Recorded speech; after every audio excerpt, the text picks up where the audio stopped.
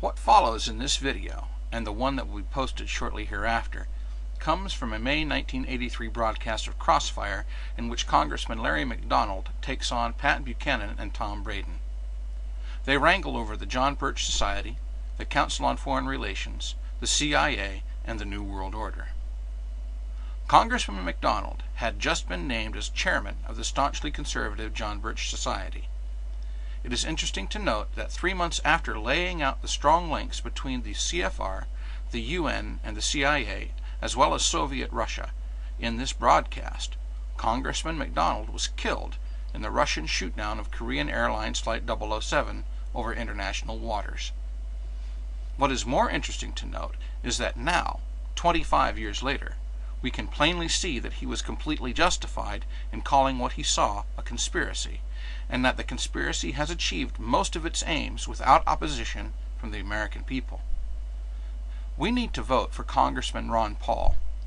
It is imperative that we get a true conservative into the White House, and even more important that we fill Congress with more like him.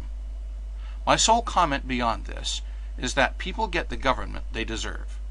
So America, what kind of government do we deserve? Who will you vote for into offices this year, and what will they bring to us? Watch this video, and the one I will post shortly hereafter, and judge for yourself.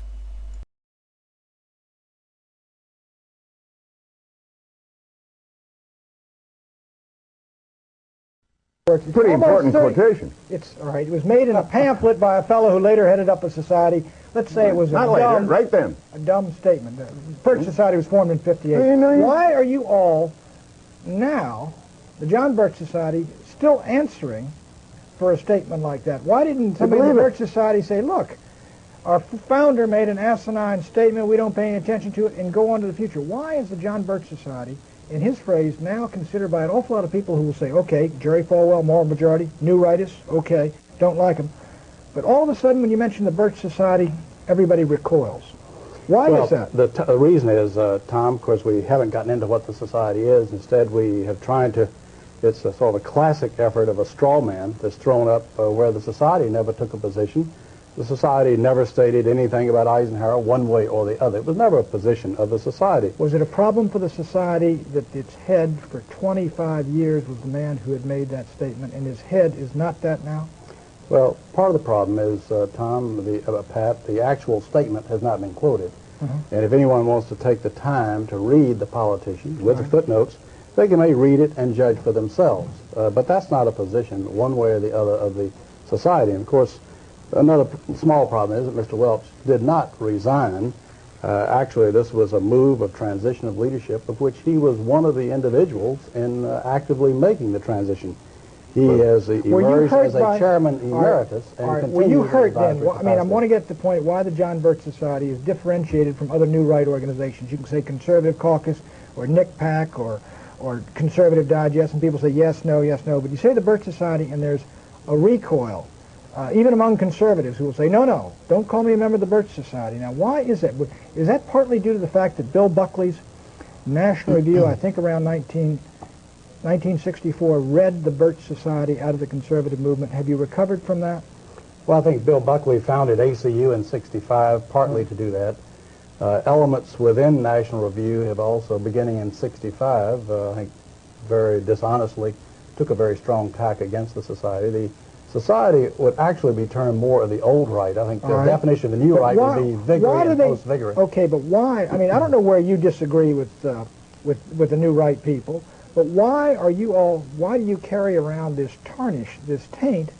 Well, let me give you another reason why you carry around the taint. I'd be glad to give you the answer. Mr. Welch. The reason is because the society is the only organization in America that is organized at the grassroots level with paid coordinators, with chapters in the communities all across the country. Conservative Caucus. Not with chapters, not with a paid field staff all across the country. That's organization. And so the result is that this is the one group, I think, that those who would radically change America seriously fear.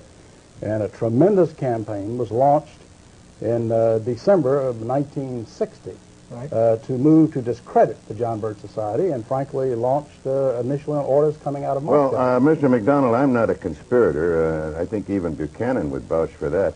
But you are Robert Welch. Relations. Robert Welch. No, I don't think so. Yeah, I'm a member of the Council on Foreign Relations. Is that a conspiracy? Well, you've certainly. Well, let me just tell you what Newsweek says this.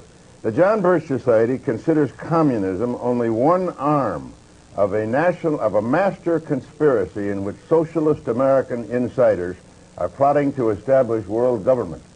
Now, it also says, and here's Director John McManus, that's your public relations director, saying that former Secretary of State Alexander Haig and CIA Director William Casey are two of these master conspirators who are plotting to establish world government.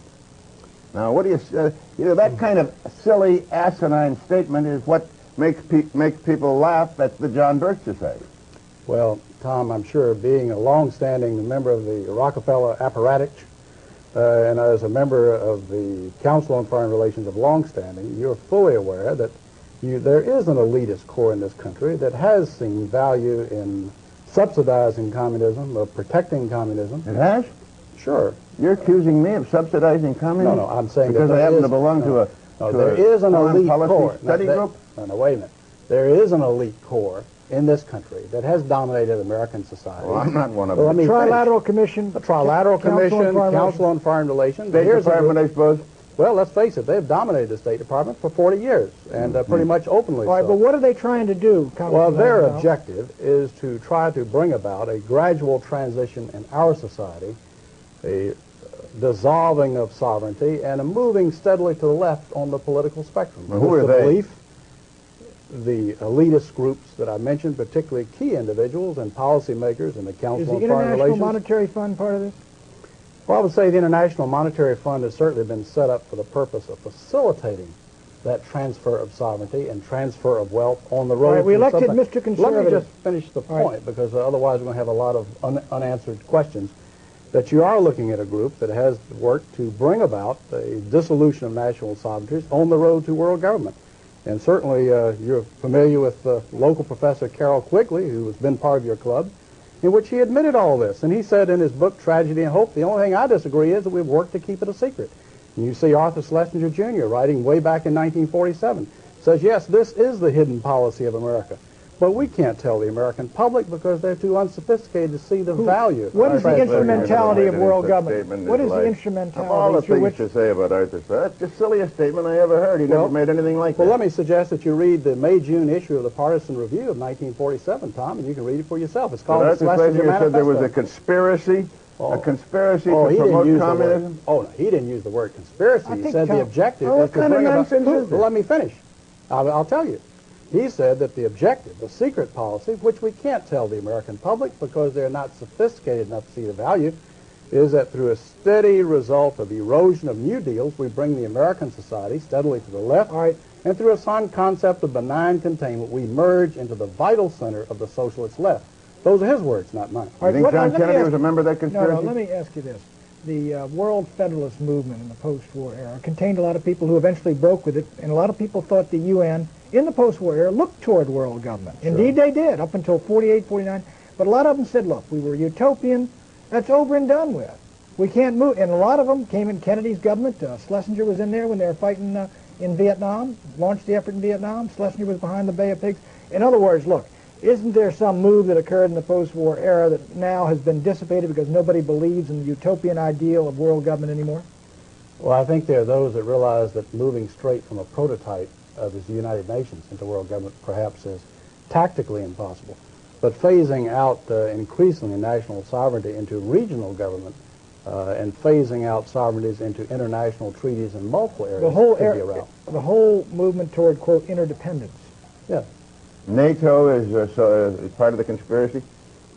Well, there are certainly elements in NATO. There are people in NATO who are very strongly dedicated to the defense of the West.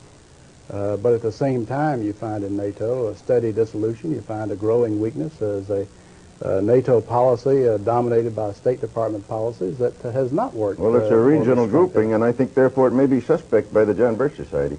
We're talking with Congressman Larry McDonald, who has recently been elevated, I guess, to chairmanship of the John Birch Society, succeeding Robert Welch. We'll be back in a minute.